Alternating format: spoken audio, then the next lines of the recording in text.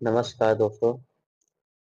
आज हम लोग बात करते हैं फार्माकोलॉजी फार्माकोलॉजी लॉजी सेकंड, जो कि हमें बीएससी नर्सिंग कोर्स में पढ़ना है। आज की हमारी टॉपिक है यूनिट फर्स्ट। आज हम लोग यूनिट फर्स्ट में बात करते हैं drugs use in disorder of ear, nose, throat and eye. मतलब आज हम ऐसे ड्रग्स के बारे में बात करते हैं जो कि हम यूज करते हैं नोज के, थ्रोट के, ईयर के एंड आई के डिसऑर्डर के लिए। ठीक है, तो चलिए हम लोग बात करते हैं इसके इंट्रोडक्शन के बारे में।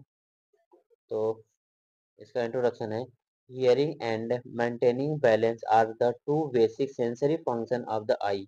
मतलब हम सॉरी ईयर, हमारे ईयर का जो बेसिक सेंसरी फंक्शन जो होती है वो हमारा हियरिंग एंड बैलेंस को मेंटेन करने का काम करता है। ठीक है, मतलब हमारा जो ईयर का जो मेन फंक्शन होता है वो हमारे बॉडी के बैलेंस मेंटेन करता है और हमारा हमको हमको सुनने में भी हेल्प करने का काम करता है। ठीक, topical medication in the form of eye drop are the most common therapy for the eye or ear problems.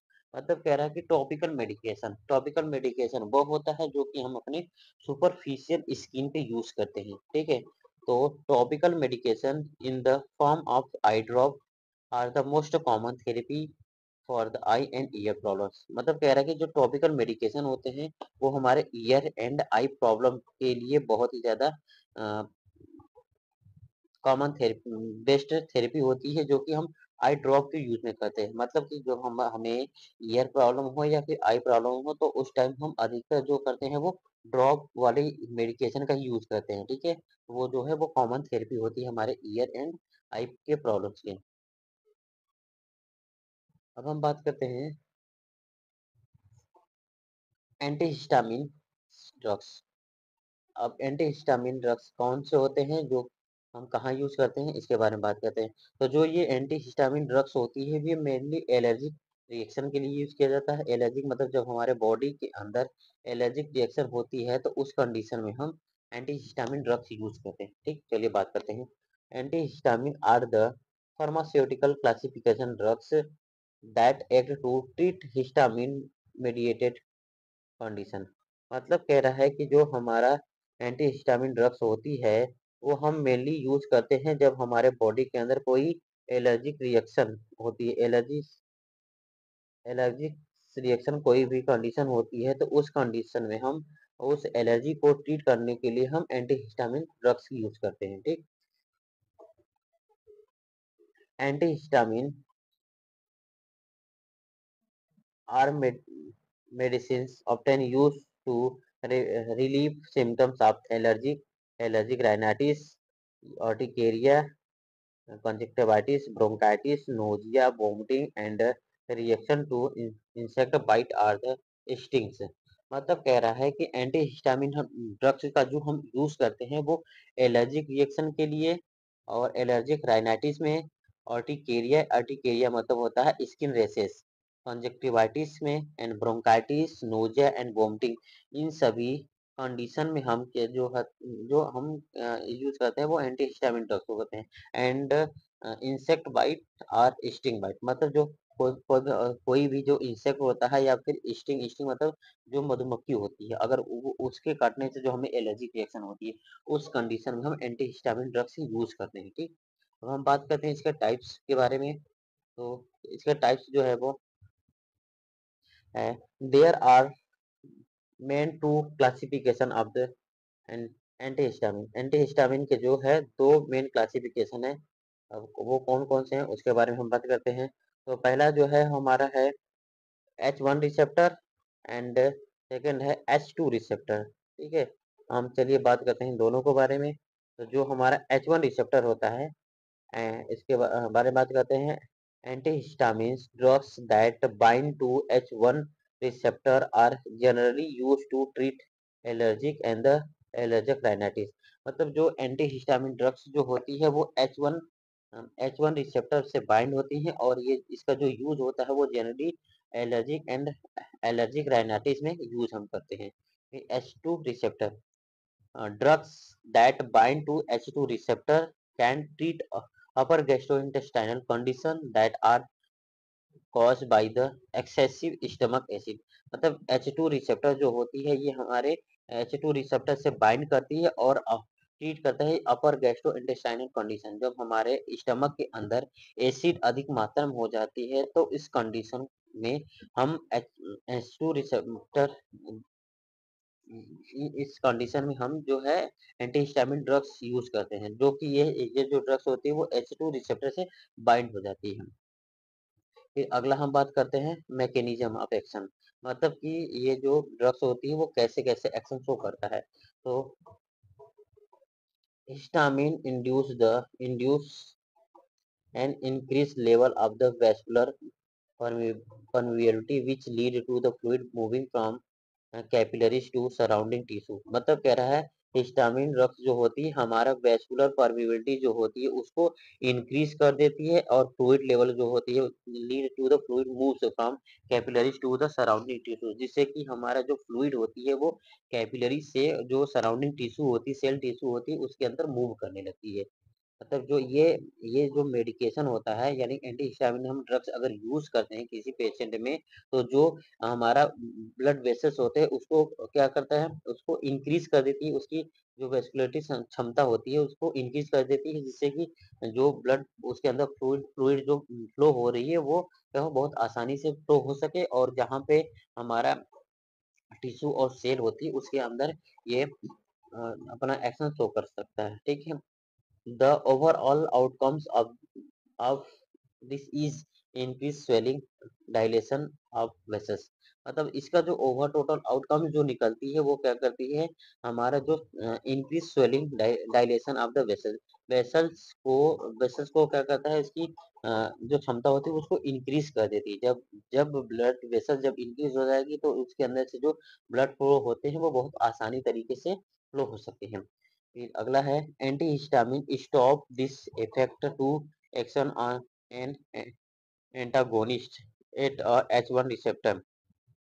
मतलब कह रहा है कि जब antihistamine stop the effect, यानी जो एंटी हिस्टामिन होती है इस ये जो उसके इफेक्ट को स्टॉप कर देती है, एक्शन एज एंटागोनिस्ट, जो उसके एंटागोनिस्ट होते हैं, एंटागोनिस्ट मतलब उसके अगेंस्ट जो होते हैं उसको जब हम जो यानी कि जब उसकी वेस्कुलर क्षमता बढ़ा देती है तो क्या, जब एंटागोनिस्ट हम देते हैं तो उसकी जो वेस्कुलर क्षमता होती है उसकी उसके एक्शन को रोक देते हैं, रोक देने का काम करता है। Clinical benefit it is reduction in allergy symptoms and related symptoms. मतलब कह रहा है कि जो इसका बेनिफिट होती है वो क्या होता है, एलर्जिक सिम्टम्स हमको रिलीव कराता है। फिर उसके बाद अगला हम लोग बात करते हैं एंटा antihistamines drugs used in eye disorder। Spelling बताते हैं, wait. Antihistamine drugs use in eye disorder. अब हम लोग बात करते हैं ऐसे ड्रग्स के बारे में जो कि आई डिसऑर्डर में हम लोग यूज करते हैं।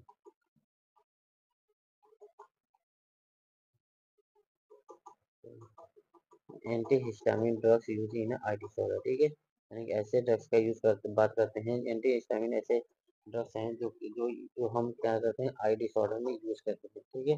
तो ऐसे कौन कौन से ड्रग्स होते हैं उसके बारे में बात करते हैं। तो the ophthalmic antihistamines are used to treat the allergic,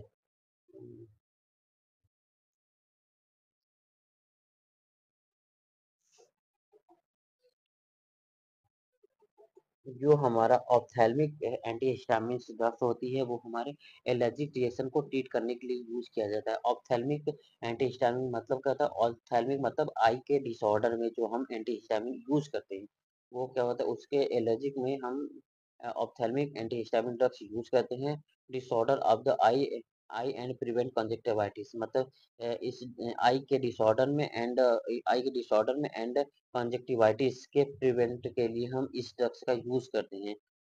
it it inhibits the histamines mediated inflammatory response, यानी कि ये जो होता है हमारे इंफ्लेमेटरी रिस्पॉन्स को इनहिबिट करने का काम करती है।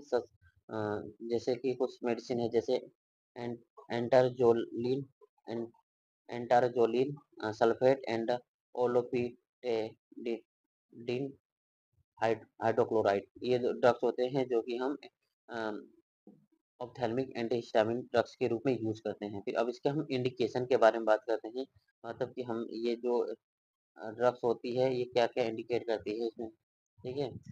तो इंडिकेशन जो होती है वो कौन कौन से होते हैं, allergic conjunctivitis, seasonal conjunctivitis and corneal conjunctivitis, ये इसके इंडिकेशन है। अब यानी कि अब डोजेस, इंडिकेशन का मतलब हम कब कब ये यूज कर सकते हैं, कब कब दे सकते हैं, ठीक है। तो जब अगर एलर्जिक कंजक्टिवाइटिस होती है तब हम ये यूज कर सकते हैं, सीजनल कंजक्टिवाइटिस हो तब यूज कर सकते हैं, एंड फॉर कॉर्नियल कंजक्टिवाइटिस हो तब हम ये ड्रग्स का यूज कर सकते हैं। अब हम डोज की बात करते हैं तो कौन कितने डोज में हम इसको दे सकते हैं, तो इसका डोज है 1 to 2 drops twice daily until the cessation of the symptoms, मतलब कह रहे हैं हम डेली 1 से 2 ड्रॉप डेली हम यूज करेंगे जब तक कि हमारा जो सिम्टम्स होता है वो ठीक ना हो सके, तब तक हम क्या करते हैं इस ड्रग्स का यूज करते रहेंगे। फिर उसके बाद हम लोग बात करते हैं, अगला है कॉन्ट्रा इंडिकेशन। कॉन्ट्रा इंडिकेशन का मतलब होता है कि अब ये जो ड्रग्स होती हैं हम कब कब नहीं दे सकते हैं, तो चलिए इसके हम बात करते हैं कि कहाँ कब कब इस ड्रग्स को हम यूज नहीं कर सकते हैं। तो पहला इसका कंट्रा इंडिकेशन है high hypersensitivity to to the drug. अगर इस ड्रग्स का हाइपर सेंसिटिविटी रिएक्शन होता है तब हम इस ड्रग्स का यूज नहीं कर सकते हैं। हाइपर सेंसिटिविटी मतलब बहुत ज्यादा एक्टिव एक्टिव होकर हो जाए उस तरीके में, यानी कि एक्टिव हो जाता है जिससे कि हमारे खुद के ही सेल को ये डैमेज करने लगे, तो उस कंडीशन में हम इस ड्रग्स का यूज नहीं करेंगे। फिर उसके बाद हम बात करते हैं साइड इफेक्ट, मतलब कि इस ड्रग्स का क्या क्या साइड इफेक्ट है। तो पहला जो साइड इफेक्ट है वो ऑकुलर साइड इफेक्ट। अब ऑकुलर साइड इफेक्ट क्या होता है, local irritation and visual disturb disturb disturbance oedema, मतलब कि हमारा जो लोकल इरिटेशन शो करता है एंड विजुअल डिस्टर्बेंस एडिमा, यानी कि जो विजुअल डिस्टर्बेंस होता है उसमें एडिमा शो करता है। फिर उसके बाद अगला है सिस्टमेटिक साइड इफेक्ट। अब सिस्टमेटिक साइड इफेक्ट के बारे में बात करते हैं, क्या होता है कि इसमें हम हमें क्या क्या शो होता है सिस्टमेटिक साइड इफेक्ट में। पहला जो होता है हेडेक होता है एंड सीन रिएक्शन, हेडेक होगा और हमें कुछ रिएक्शन शो होगा। अब हम लोग बात करते हैं इसके नर्सिंग कंसिडरेशन के बारे में, मतलब नर्सिंग कंसिडरेशन मतलब हम नर्सिंग क्या क्या मैनेजमेंट कर सकते हैं, नर्सिंग मैनेजमेंट हम क्या क्या कर सकते हैं जिससे पेशेंट को रिलीफ हो सके इस कंडीशन से। तो चलिए बात करते हैं, check the right drugs medications before administer the drugs. अब पेशेंट को ड्रग्स को एडमिनिस्टर करते समय हम क्या करते हैं, उसके राइट ड्रग्स सही ड्रग्स का यूज करेंगे, मतलब जिस पेशेंट को हम यूज कर रहे हैं वो ड्रग्स वही ड्रग्स हो और किसी दूसरे पेशेंट को वो ड्रग्स यूज हम ना लगा दें। फिर उसके बाद लिखा है ensure proper administration of eye drop and eye ointment. Ointment मतलब कह रहा है कि हम सही तरीके से eye drop and eye eye ointment का यूज करेंगे जिससे कि पेशेंट को अच्छे तरीके से रिलीफ हो सके और उसको प्रॉपर तरीके से हम वो मेडिसिन मेडिसिन जो है वो उसे दे सकें। फिर evaluate the sign for the side effect, और फिर हम इसे इवेल्युएट करेंगे कि उस मेडिसिन से अगर कोई साइड साइड इफेक्ट होता है तो उसके बारे में अच्छे तरीके से जानेंगे कि क्या वो उस मेडिसिन का कोई साइड इफेक्ट तो नहीं हुआ है। फिर induce the regular use of the drugs as prescribe, हम पेशेंट को ये भी एडवाइस देंगे कि उस ड्रग्स का यूज जो है वो तरीके से रेगुलर करे जिससे कि उसको जो प्रॉब्लम है उस प्रॉब्लम से उसे रिलीफ मिल सके। तो अब अगला हमारा है consider oral antihistamines if symptoms are severe. अगर जो सिम्टम्स है वो अगर सीवियर होता है तब हम पेशेंट को ओरल एंटीहिस्टामिन ड्रग्स प्रोवाइड करेंगे जिससे कि वो क्या करे, उसको ओरली जरिए ले और उसकी जो प्रॉब्लम है वो ठीक हो सके। फिर उसके बाद अगला है instruct the patient do not राइट और use any machinery while on treatment, मतलब कह रहा है कि instruct the patient do not try try और यूज, यानी कि हम पेशेंट को ये यूज नहीं करेंगे वो किसी भी तरीके का मैकेनिकल जो मशीनरी चीज से बनी होती है उसका यूज वो करे ट्रीटमेंट करने के लिए। फिर इसका teach patient how to use eye drop properly, और पेशेंट को हम ये ट्रीट करेंगे, ये बताएँगे कि वो जो आई ड्रॉप है उसको किस तरीके से वो प्रॉपरली तरीके